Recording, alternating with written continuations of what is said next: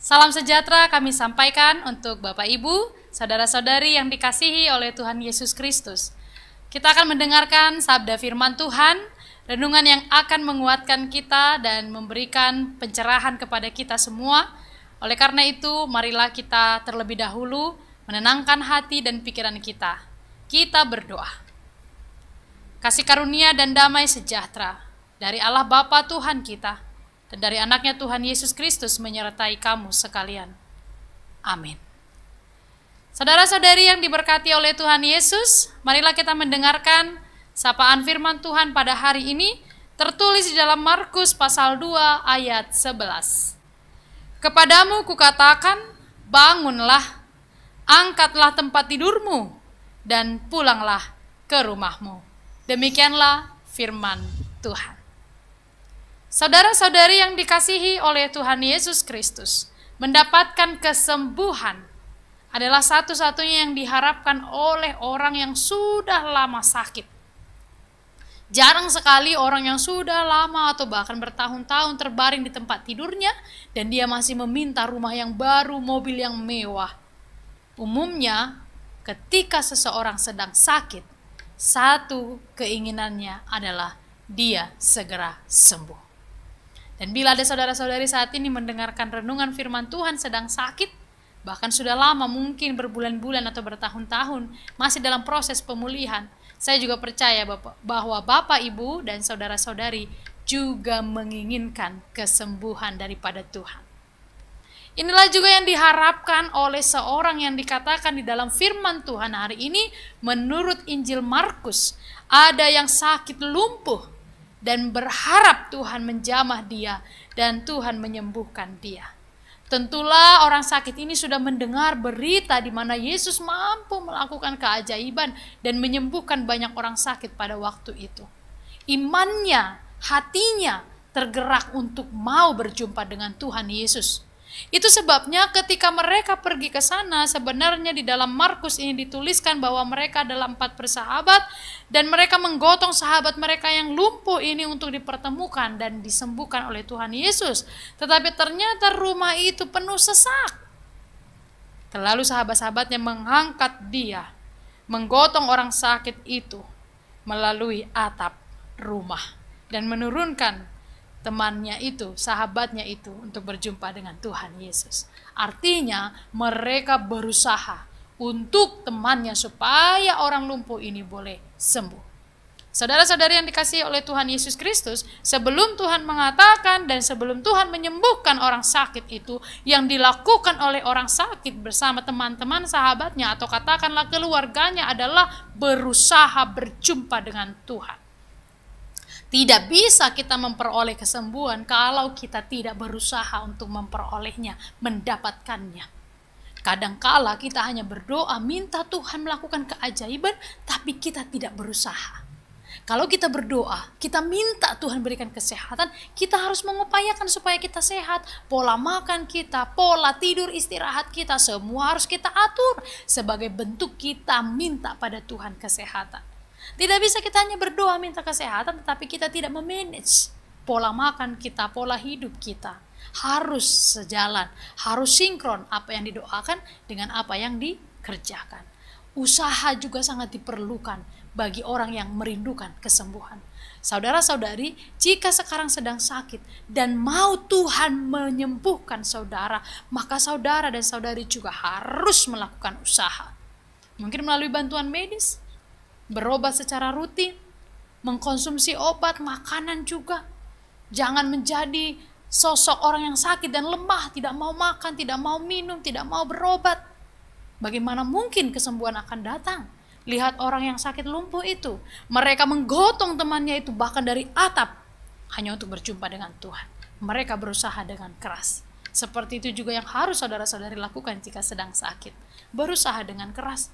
Mengkonsumsi makanan, obat, terapi, dan banyak lain yang dilakukan supaya Tuhan memberikan kesembuhan kepada saudara-saudari. Inilah yang poin pertama. Dan yang kedua dikatakan, kepadamu kukatakan, bangunlah, angkatlah tempat tidurmu dan pulanglah ke rumahmu. Ketika Tuhan Yesus mengatakan itu kepada orang lumpuh itu tidak berkompromi dan berkata kepada Tuhan, "Oh nanti dulu Tuhan, aku sudah lama sakit, aku tidak bisa berjalan." Dia tidak bernegosiasi dengan Tuhan Yesus pada saat itu. Dia tidak membantah, tapi dia taat dan melakukan apa yang Tuhan perintahkan kepadanya. Seperti itu jugalah kita. Itulah yang disebut dengan iman. Beriman, percaya kepada perkataan, janji, penyertaan Tuhan. Dalam kehidupan keseharian kita, saudara-saudari, mungkin banyak yang membuat kita ragu akan penyertaan Tuhan. Ketika Tuhan berfirman, apakah kita percaya akan firman-Nya? Itu yang sering membuat kita ragu mungkin. Ketika kita berdoa juga, kita sampaikan isi hati kita, tapi kita ragu akan jawaban yang akan Tuhan berikan bagi kita. Tuhan memerlukan iman kita. Matius 21 ayat 22. Dan apa saja yang kamu minta dengan penuh kepercayaan, maka kamu akan menerimanya. Kita perlu memiliki iman. Lihat orang lumpuh itu dalam penulisan Markus. Ketika Tuhan katakan, angkat tempat tidurmu dan pulang ke rumahmu, berjalanlah. Dia lakukan semua itu tanpa protes dulu kepada Tuhan. Dia taat, dia pergi, dia melakukan. Dia tidak malas. Bagaimana Tuhan, saya nggak bisa. Sering dalam hidup ini, tidak pun kita sakit, tapi sulitnya hidup sering membuat kita menjadi malas dan lumpuh untuk datang kepada Tuhan. Tidak mau mendengarkan firman Tuhan. Oleh karena itu, Bapak, Ibu, dan saudara-saudari yang dikasihi Tuhan Yesus Kristus, jika kita mau mengalami mukjizat daripada Tuhan, maka iman dan usaha itu diperlukan dalam hidup kita.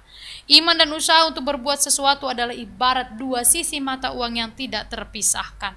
Tanpa ada perbuatan yang dilakukan, diragukan bahwa di situ ada iman. Yakobus 2 ayat 14-18. Bukankah perbuatan kita merupakan penampakan dari apa yang kita imani? Apabila kita sedang menghadapi tantangan hidup, sakit penyakit, jika kita sedang mengalaminya sekarang, saudara-saudari, ingatlah kisah ini. Teguhkanlah iman kita dan berusahalah memandang kebesaran Allah.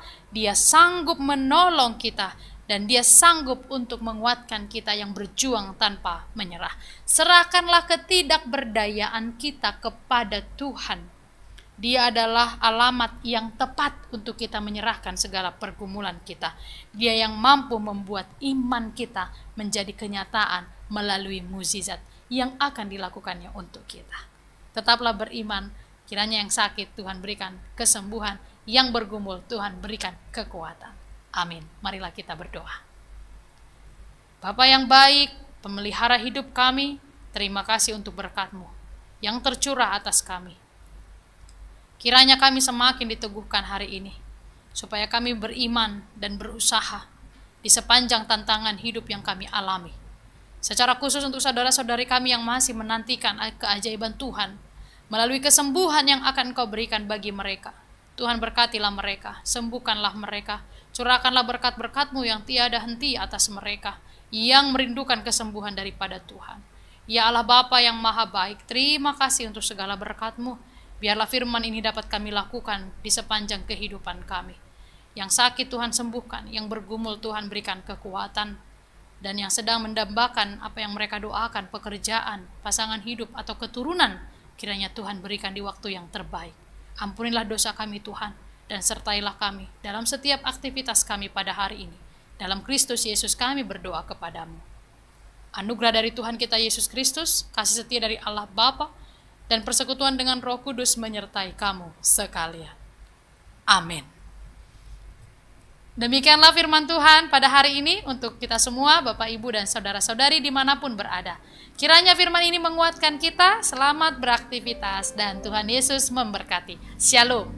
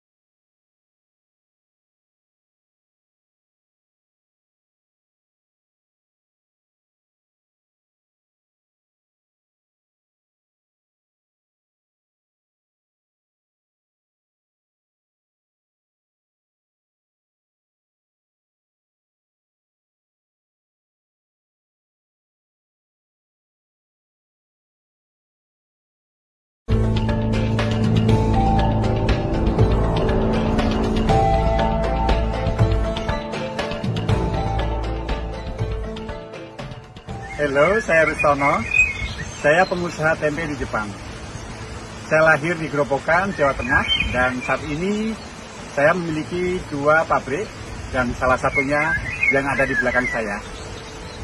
Hari ini kami memproduksi 10.000 bungkus, dan kami mendistribusikan lebih dari 1.000 titik di Jepang. Orang Jepang mulai menyukainya.